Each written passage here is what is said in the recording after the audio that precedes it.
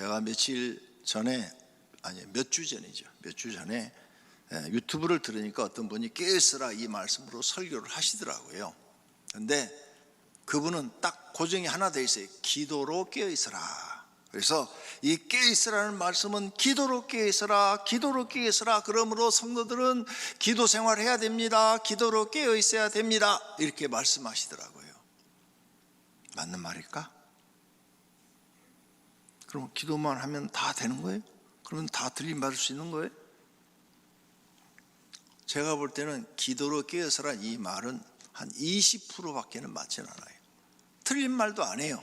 맞는 말이지만 100%가 아니다 그 말이에요. 그래서 오늘 이 깨어있으라는 뜻이 도대체 뭔가 정확하게 우리가 알고 있어야 된다는 겁니다. 응? 어떤 분은 기도로 깨어있으라 이 말씀을 믿고 새벽기도, 철야기도, 금식기도 막 열심히 기도 생활을 합니다. 그런데 교회 바깥에 나가서는 악을 행해요. 나쁜 짓을 하고 다닙니다. 사람들을 괴롭히고 다녀요. 손해를 끼치고 다녀요. 그렇다면 이 사람이 기도는 많이 하는데 깨어 있는 사람인가요? 아니죠. X입니다. 깨어있는 사람 아니에요. 기도한다고 깨어있는 사람 아니에요. 매일 교회 가서 어떤 사람은 열심히 충성을 해요. 교회 일이라면 집안일 다 제껴놓고 다 합니다. 헌신해요. 충성합니다. 그런데 교회 밖에 나가서는 사람들한테 거짓말하고 남을 속이고 남에게 피해를 주고 돈을 빌려 갚지 않고, 이런 사람이 깨어있는 사람일까요? 이것도 X예요. 깨어있는 사람 아닙니다. 그러니 교회 밖에 나가서 마귀짓 하고 다니는 사람들이 깨어있는 사람이냐 이게 아니라는 겁니다.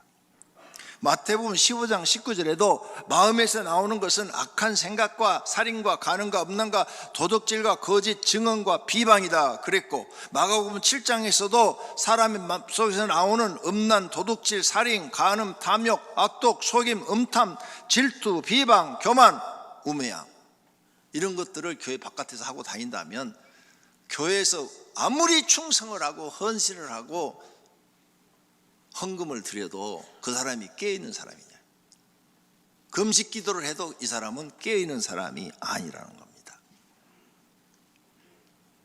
우리는 진정한 예수님의 말씀의 뜻을 깨닫고 행동에 옮겨야 될 줄로 믿습니다. 그럼 깨어있으라, 이것의 예수님의 뜻은 뭐냐 이게요.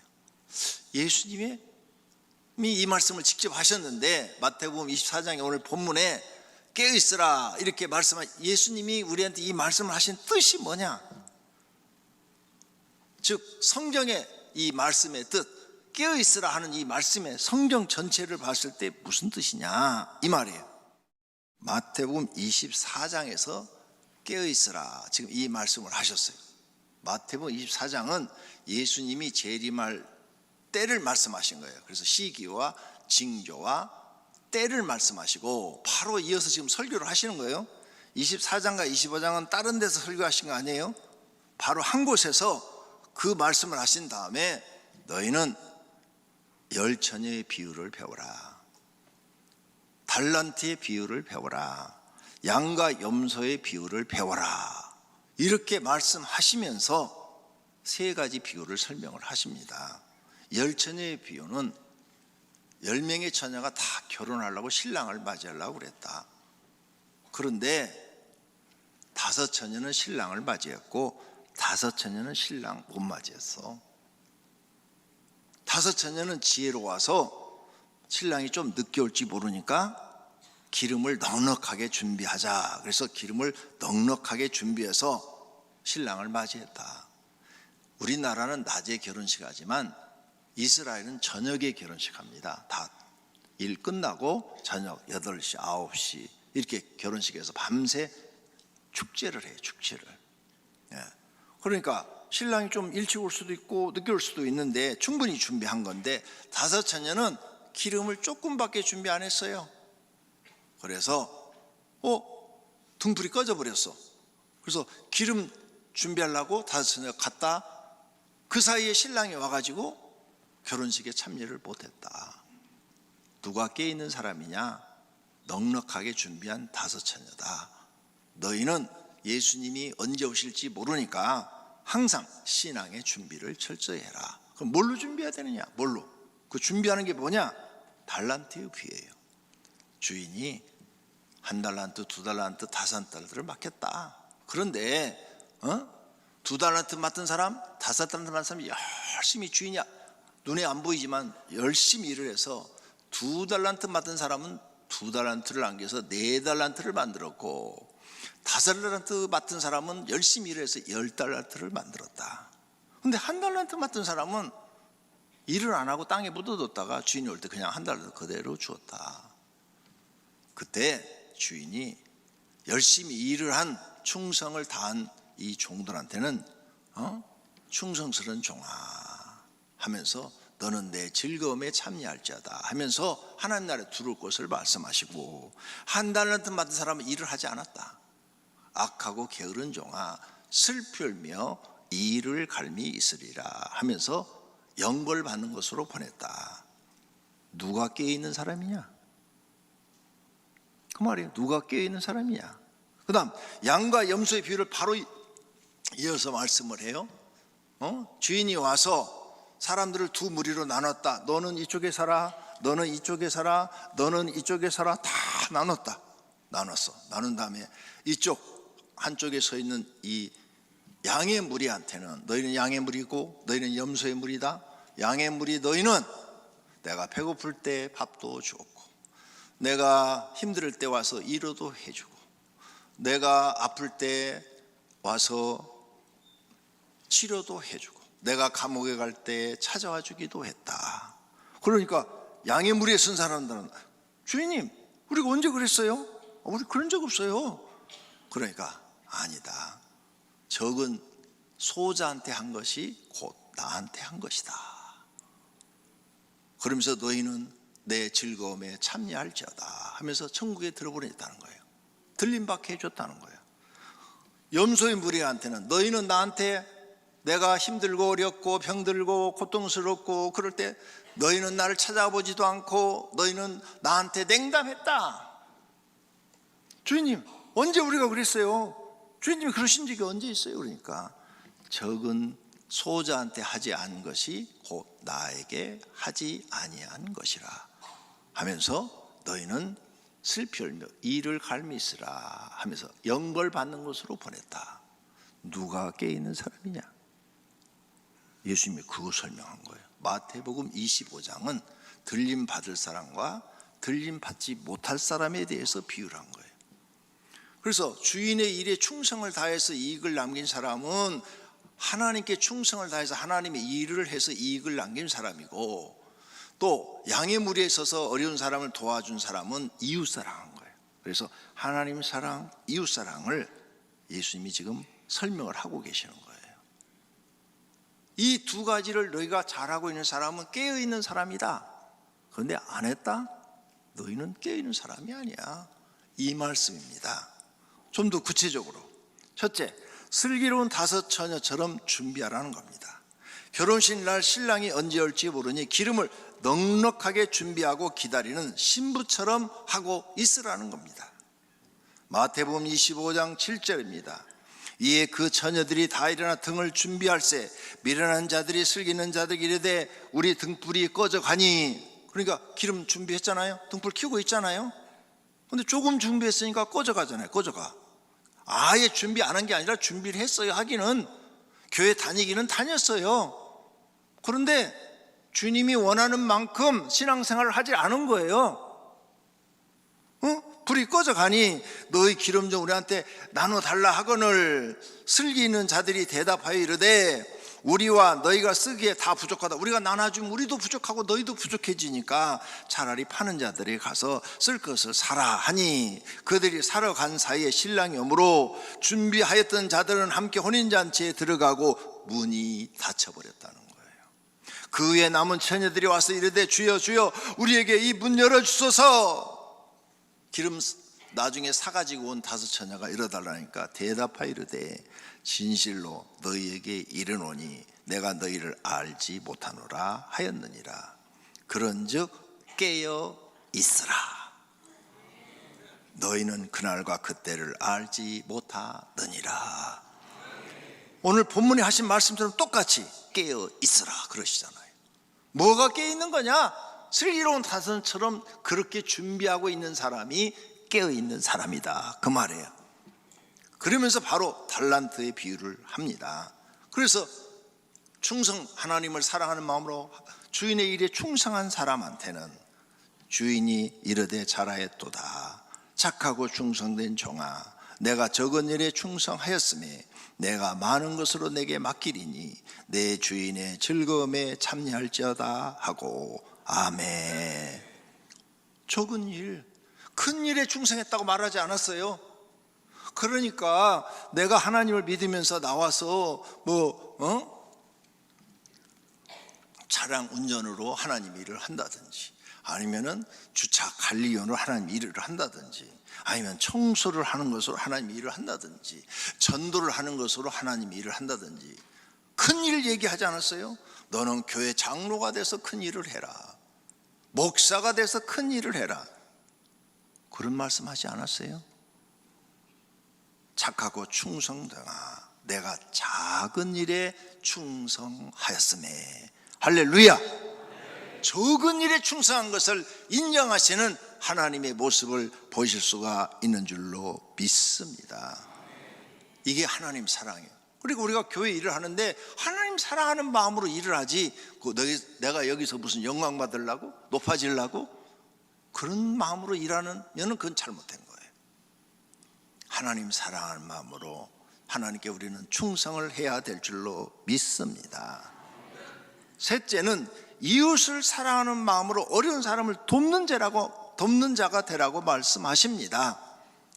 마태복음 25장 34절입니다. 그때 임금이 그 오른편에 있는 자들에게 이르시되 내 아버지께 복받을 자들이여, 나와 창세로부터 너희를 위하여 예비된 나라를 상속받으라. 하나님 나라를 상속받아라. 내가 줄일 때 너희가 먹을 것을 주었고, 목마를 때 마시게 하였고, 나그네 되었을 때 영접하였고, 헐벗을 때 옷을 입혀주었고, 병들었을 때 돌보아줬고, 옥에 갇혔을 때 와서 보았느니라. 그러니까 이 양의 무리들은 주여, 우리가 언제 주께서 줄인 것을 보고 음식을 대접하였으며 목마르신 것을 마시게 하셨나이까? 어느 때 나그네 되신 것을 두고 우리가 영접하였으며 헐벗은 것을 보고 옷 입혔나이까? 어느 때 병드신 것이나 옥에 갇히신 것을 보고 가서 배웠나이까? 이렇게 말을 했다 이게요. 우리가 그런 적이 없어요. 그랬더니 임금이 대답하여 이르되 내가 진실로 너희에게 이르노니 너희가 여기 내 형제 중에 지극히 작은 자 하나에게 한 것이 곧 내게 한 것이니라 하시고. 아멘. 작은 자, 소자, 적은 사람, 어려운 사람한테 네가 한 것이 곧 예수님께 한 것이라. 할렐루야. 뭐요? 이웃사랑을 얘기하는 거예요. 너보다 더 어려운 사람 있으면 그냥 지내치지 말고 돕는 자가 되라. 할렐루야. 네. 그러면 누구부터 이웃을 우리는 도와야 되느냐 이거죠. 깨어있는 신앙이 되려면 누구부터 도와야 되느냐? 가족부터 돕는 자가 돼야 해요. 가족. 그러니까 여러분 지금까지 성경도 모르고 엉터리로 신앙생활을 한 거죠. 그래서 남는다는 거예요. 어제 내가 유튜브 또 설교를 들었는데, 다른 목사님 설교 들었는데 그분 이렇게 얘기합니다. 지금 기독교인들 중에 들림받을 사람 10분의 1도 안 됩니다. 이렇게 설교하더라고. 10분의 1도 안 된대. 얼마나 무서운 얘기인 줄 알아요? 그만큼 엉터리로 신앙생활을 한다는 거예요. 그럼 요한 1서 3장 10절 볼까요? 이러므로 하나님의 자녀들과 마귀의 자녀들이 드러난다. 하나님의 자녀와 마귀의 자녀를 구분하는 방법이 있다. 무릇 의를 행하지 않는 자나 성경의 의는요, 그 나라와 그 의를 구하라 그랬는데 우리가 생각하는 세상의 이런 의가 아니에요. 성경의 의는 하나님 말씀에 순종하는 것을 의, 불순종하는 것은 불의, 이렇게 정의가 돼요. 그러니까 하나님 말씀에 순종하지 아니하는 자는, 그 형제를 사랑하지 아니하는 자는 하나님께 속하지 아니하니라. 이 무슨 말씀이에요? 네가 형제를 사랑하지 않는다? 그러면 너는 마귀의 자녀다, 그 말이에요. 하나님께 속하지 않는다, 하나님의 자녀가 아니다, 이 말이에요. 하나님의 자녀가 아니다는 말은 곧 마귀의 자녀다. 그래서 하나님의 자녀들과 마귀의 자녀들이 드러나나니, 그렇게 말을 한 거예요. 그럼 이 설교를, 하나님 말씀을 여러분을 갖다가 딱 그대로 대입시켜 봐요. 나는 지금 마귀 자식인가 하나님 자식인가? 속고 살았죠? 마귀한테. 평생 신앙생활 바리새인들처럼, 사두개인들처럼, 서기관들처럼 잘못된 신앙생활을 하는 것이요, 망하는 겁니다. 그래서 깨어있으라, 이 말씀을 정확하게 알아야 돼요. 그러면 가장 가까운 여러분 형제, 부부 사랑하고, 여기 교회에서 처녀 총각이 형제 자매 그러잖아요. 그 결혼하잖아요. 그리고 부부가 되잖아요. 형제 자매 맞잖아. 그 다음에 여러분 가족들 사랑하고, 그것이 첫 번째, 가족부터 사랑하는 사람이 되라. 사랑하려면 어떻게? 돕는 자가 되라, 그 말이에요. 마귀 자식 되고 싶지 않으면 사랑해라, 그 말이에요. 두 번째는 성도부터 도와라.